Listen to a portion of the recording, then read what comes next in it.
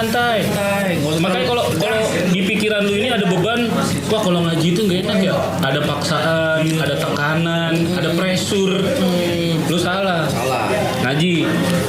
Gua tawarin kalau bagi lu pada yang mau ngaji setiap malam Selasa di majelis syahadat, kebetulan pembinanya Habib Hazik. Nanti alamatnya ada di sini nih. Senin malam Selasa. Terus kalau nggak tahu nih alamat di mana bisa ditanya di CPN sini nih. Ya. Oh sebelah sini dikit sebelah sini. Enggak di sini kayaknya di sini. Di sini kayaknya di sini. Lampu ya. Lama full tulisan ya lama. itu tadi intinya omongan Habib Hazik sebenarnya bisa digambarin apa le? Menurut lu aja dari tadi lu iya sih sih gitu dong. Maksudnya dengerin iya maksudnya lu dapat penilaiannya apa nih? Penilaiannya ya kita tadi wajib mengingatkan teman kita sendiri. Konteksnya sahabat, ya kan? Tapi kan versi sahabat kan beda-beda setiap orang. Iya. Nah, kita mengajak dia untuk hal yang lebih baik. Kalaupun dia nggak mau, bukan berarti memaksa ya, Bebe. Bukan berarti memaksa. Hanya mengingatkan pelan-pelan kasih pemahaman. Yang pasti begini, Bule. Yang pasti begini. Kita mengingatkan dia untuk mengajak dalam hal yang baik. Terlepas dia mau atau enggak, ya urusan dia udah. Yang penting udah gugur kewajiban kita. Kita ngajak dia buat baik, kita ngajak dia untuk jadi orang-orang yang baik sama. Bukan berarti kita lebih baik juga gitu. Karena gini, teman-teman yang ada di sini, termasuk saya, termasuk sahabat Ridho dan Fikri serta Bule, James, yang berbicara di sini nih nggak jauh lebih pintar daripada yang ngedengerin. Betul. Yang ngomong nggak jauh lebih benar daripada yang ngedengerin. Bukan berarti kita benar juga. Kita masih banyak salahnya. Betul. Gitu. Tapi untuk menjadi orang baik, yuk sama-sama kita belajar. Sama yuk. Di sini ada bedanya kayak persahabatan nih ya. Kayak yang tadi itu intisari kesimpulan dari segi Habib nih dari syariat Islam yang diajarin Habib tentang persahabatan. Kalau persahabatan niatnya dalam kebaikan, kayak tadi tuh ngajak tapi nggak diejek. Nah, beda halnya kalau misalkan kita persahabatan yang kontennya negatif gitu. Misalkan lu nggak mau gua ajak mabuk nih, pasti lu gua ejek. Mabuk nih. Culun lu. Kacau lu udah nggak usah ditemenin nih dia. Besok gak usah diajak. Kaku bocahnya. Itu jeleknya di situ tuh. Ya kan? Itu dari segi agama. Coba kita dengar lagi-lagi dari segi mahasiswa. Oh iya mahasiswa. Kekinian lah ya. Kekinian. Karena mahasiswa adalah pondasi perjuangan bangsa dan negara. Demo. Iya benar. Enggak gini. Habib pengen garis bawahin dulu. Di dunia ini yang punya dapat gelar maha itu cuma dua. Yang pertama Allah Subhanahu Wa Taala sebagai zat yang maha kuasa. Yang kedua mahasiswa. Karena maha di atas siswa. Iya. Gitu. Jadi mahasiswa dia sebagai berarti sosok agent of change kalau bahasa zaman sekarang ya. Agen perubahan. Tapi, agent of control gitu. Berarti itu Ahmad Dhani ini salah dia bikin maha sendiri. Apa Maha Dewi. Tiga berarti ada tiga. Ada tuh di film-film yang di TV-TV itu ada lagi mahanya. Mahabharata. Ini dari mahasiswa kita denger nih. Gimana Bang Ridho tadi menyambung pertanyaan yang tadi saya tanya. Bang Ridho gimana nyikapinnya? Jadi mengenai persahabatan ya, saya teringat suatu pepatah, burung punya sangkar, laba-laba punya jaring, dan kita saat ini adalah buah dari persahabatan. Mahasiswa retorika mahasiswa. Lanjut Bang Ridho. Selanjutnya menyikapi ketika nih seorang remaja yang ingin hijrah gitu ya, terus kita sebagai sahabatnya sudah mengingatkan, dan itu mereka tidak mau gitu menafikan dari ingatan yang kita sampaikan ya. Lalu saya punya tips ketika mengingatkan sudah tidak terpakai atau tidak berguna gitu, tidak kenal, itu kita harus mencontohkan atau menteladani. Itu lebih efektif kalau menurut saya. Jadi misalkan mereka ingin melakukan hal tidak baik, toh kita harus bijaksana dalam menolaknya, serta kita menteladani agar apa? Agar tidak melukai hati. Benar. Itu yang saya inginkan. Maksudnya karena dengan menteladani secara tidak langsung itu adalah bentuk sebuah ajakan secara tersirat gitu. Nih, Bang Ridho sama dipotong. Dari segi agama kan tadi Habib tentang persahabatan mengajak dalam kebaikan beragama. Ini dari mahasiswa nih biasanya kan banyak ya dari segi pendidikan dah. Misalkan kayak ya yang awam banget itu tugas kelompok misalkan tuh. Ada temen misalkan kita berkelompok nih kan. Ini pertanyaan yang di jalan atau belum? Jadi kita berempat ini punya tugas dari dosen. Iya. Misalkan gua males dah. Ini nggak ada lagi. Gua males nih. Tapi kalian bertiga ini termasuk Habib menutupi kemalasan gua. Jadi nama gua di dosen itu baik. Apakah persahabatan kayak gitu benar apa enggak? Iya. Tidak. Kenapa tidak kalau menurut saya? Karena yang namanya sahabat itu tidak menghendaki sahabat itu untuk melakukan suatu hal yang tidak dibenarkan. Iya. Sepakat. Dan itu kemalasan itu hal yang tidak dibenarkan. Iya. Seyogyanya bentuk dari persahabatan itu adalah cinta. Tidak menghendaki kepada hal yang tidak baik, tetapi untuk kebaikan.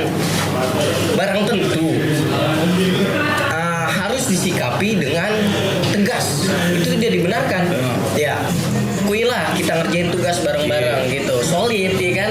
Jangan sampai kita menutupi kejelekan dan itu tidak membentuk kepribadian dia gitu dari hal kemalasan. Tapi kadang yang kayak gitu suka dianggap lu perhitungan lu, ya kan?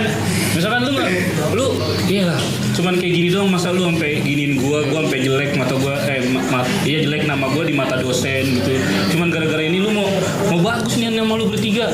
Gimana sih lu? Yang udah sih. Gitu. Sama tuh yang dari mahasiswa tuh juga kadang-kadang suka ngeselin tuh ada. Misalkan kita lagi ngumpul beli kopi lah. Ada yang paling kata-kata mahasiswa tuh paling ngeselin tuh. Pas ditanya bil pakai duit lu dulu. Ya, maka itu kembalinya tadi ke yang tadi saya bilang gitu kan, bahwa yang namanya persahabatan itu bukan berarti kita nggak punya duit, teman kita nggak punya duit, bukan seperti itu bukan konsep dalam persahabatan. Sedikit menambahkan ya, kalau tertera di dalam kitab, kita udah mulai buka pembahasannya ke kitab nih, ya nggak, biar lebih agak berat sedikit materi. Jadi omongan ini nggak sekedar omong kosong, ada tertera di kitab juga. Benar nggak? Jadi gini, di dalam kitab Minhajus Sa'adah, Jalan Kebahagiaan, karangan dari Mufti Mesir, Syekh Muhammad Hasaneini Makhluf, dan ditambahkan lagi referensi dari itu kitab dari ucapan Al-Habib Abdullah bin Husain bin Thohir, dibukukan menjadi satu kitab yang dikarang oleh saya punya guru, Ustaz Abdullah Abdun. Ya. Nah, beliau mengatakan di dalamnya konsep persahabatan itu gini. Faktar minna ashabi kulla mursyidi innal qarina bil qarini yagtadi wa suhbatul asrari da'a wa ama tazidu fi qalbin saqimi saqama, katanya. Ulangi lah ya.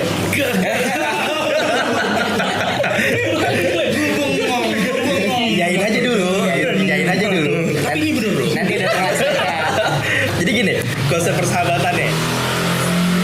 Faktar minna ashabi kulla mursyidi, maka carilah teman yang dapat memberikan jalan petunjuk yang baik kepada temannya. Innal qarina bil qarini yang tadi. Ya. Karena teman yang satu dengan teman yang lain itu akan saling berpengaruh tuh. Ya, kita ini nanti akan berpengaruh dengan temennya. Maka nggak heran kalau ada istilah, kalau dari orang zaman dulu bilang, lo kalau berteman sama tukang las, walaupun lo nggak ikut ngelas, badan lo tuh pasti nanti bakal bau bengu. Bau besi gitu. Kalau lo kerja, kalau lo nongkrong sama tukang minyak wangi, walaupun lo nggak masukin minyak wangi ke botol, lo bakal kecipratan wanginya.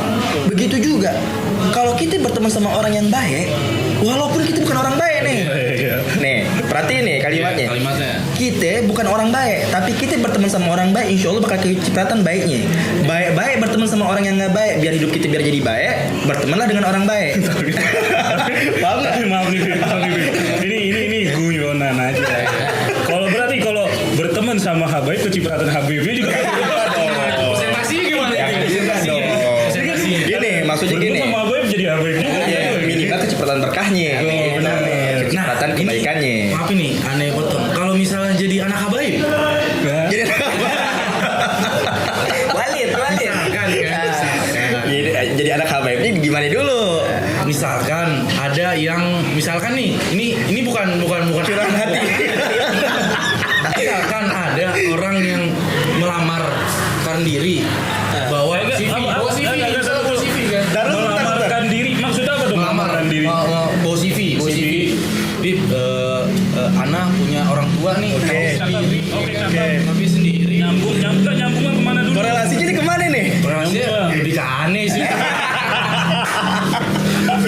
Nggak, seenggaknya kita yang dimaksud Habib itu seenggaknya nanti kita di di akhir-akhir di hari-akhir kalau misalkan ditanya sama Nabi, kalau misalnya nanya ya Bib, iya umatnya, jadi kita bisa bahasa kasar bangga juga nih. Pasti. Sayyidina Abu Bakar As-Siddiq sahabatnya Nabi, kita sahabatnya cucunya Nabi. Jadi kembali lagi ke pembahasan yang tadi bahwa teman yang satu dengan teman yang lainnya akan saling berpengaruh gitu. Kalau kita bukan orang baik, bertemu dengan orang yang baik, insya Allah bakal kecepatan baiknya. Ya. Yang baik, ketika dia berkumpul dengan orang yang nggak baik, image-nya nanti bakal jelek. Contoh misalkan, ente pulang haji nih misalkan, ikut nongkrong, enggak orang lagi mabuk, ntar tuh image-nya jadi jelek tuh. Iya. Padahal kita harus pakai baju koko kan. Baju koko, pulang haji gitu kan. Pulang haji. Terus orang bakal nyangka, ih gila tuh orang pakai baju koko, ikut mabuk bareng-bareng. Image-nya jadi jelek. Gitu. Nah, kemudian lanjutan dari ucapan Mufti Mesir tadi, wasuhbatul asrari da'awa amat tazidu fi qalbin saqimi saqama. Jika kita berteman dengan teman yang buruk, ya, kita berteman dengan teman yang justru tidak memberikan jalan petunjuk yang baik buat kita, itu akan menambah penyakit di dalam hati, yang mana penyakit hati kita ini udah numpuk. Penyakit hati itu bukan berarti ente punya penyakit liver. Agak, bukan, beda. Bukan penyakit secara fisik gitu ya, bukan secara medis gitu, bukan secara medis. Gak bisa pakai BPJS. BPJS naik, gue kasih tahu lu BPJS naik. BPJS naik lu. Alhamdulillahnya ini pakai Askes nggak pakai BPJS. Udah mah kalau aneh nih ya, kalau aneh udah cukup dah. Kalau sakit mau kayak gimana minta air Habib dah. Gak perlu BPJS. Ziarah ya. Gak perlu BPJS dah. Oke. Kembali lagi tadi menambah penyakit dalam hati, yang penyakit dalam hati kita udah numpuk. Penyakit hati itu apa aja sih? Penyakit hati seperti hasut, iri, dengki sama seseorang, kemudian sombong, ya kan? Wah, gue paling ganteng sendiri ketimbang teman-teman yang lain. Wah, gue paling pintar sendiri. Nggak boleh kayak begitu. Ya, kita harus no profile gitu. Maksudnya kita harus benar-benar mentawadukan diri kita, gitu kan? Mentawadukan diri kita, merendahkan diri kita, gitu, untuk tidak sombong, hasut, dengki, mengadu domba dan sebagainya. Mungkin itu konsep persahabatan ditinjau dari segi agama. Tapi kalau kadang-kadang juga ada Bib. Ada juga nih ya, ada juga Bib. Jadi gini Bib. Ada orang yang udah merasa dirinya baik cukup dengan ilmu agamanya. Oke. Ya kan? Ini juga ada fenomena nih di kalangan masyarakat nih ya. Yang aneh rasain ini keresahan aneh aja. Dia udah merasa baik. Dengan hanya bisa memimpin lah kasarnya. Kan ada di masyarakat ya, kalau misalkan orang meninggal tahlilan, yasinan, baca doa wafuana ya karim, dia mau berasa dirinya tuh, gue ustad nih, lu manggil gue ustad, gue udah bisa nih wafuana ya karim. Dibandingnya tulisan ya, gue ustad. Pakai name tag. Saya ustad loh. Gue ustad. Gitu, gimana tuh Bib? Menyikapin orang-orang yang kayak gitu tuh Bib? Ini untuk menyikapi orang kayak begitu, biarkanlah, maksudnya orang-orang menganggap dirinya yang paling bisa gitu. Iya. Kita tidak boleh mengucilkan juga orang-orang yang seperti itu, karena penafsiran gelar seseorang bisa menjadi ustadz itu nggak gampang. Iya. Ustadz itu kan istilahnya kan orang yang memang mengerti ilmu agama, yang bisa mengajak ke jalan yang baik gitu. Jadi tidak bisa dimanifestasikan itulah pokoknya lah. Bahasanya bahasa Ridho tuh yang ngerti tuh kayak gitu tuh. Tidak bisa dengan cara begitu doang orang bisa mungkin dirinya sebagai ustadz gitu. Harus benar-benar memahami ilmu agama, dan yang kedua juga mengamalkan ilmu yang telah diperoleh selama dia menuntut ilmu gitu. Dan orang yang menuntut ilmu pun itu juga bukan berarti misalkan ini dia ustadz kemudian ketika udah punya ilmu udah cukup nggak mau belajar lagi. Enggak. Yang namanya belajar itu tetap kan sampai ada istilah kan sampai kapan bisa sampai belajar? mati. Sampai mati kita harus belajar. Kita harus belajar, dan itu kan Nabi udah bilang tuntutlah ilmu dari buayan sampai liang lahat. Iya. Oh benar. Artinya sampai ente mati ente kudu belajar. Kalau boleh kagak kudu. Yang namanya kudu berarti kan wajib. Gitu. matinya jadi pelajaran orang. Gitu. Sebaik-baiknya pelajaran itu kematian.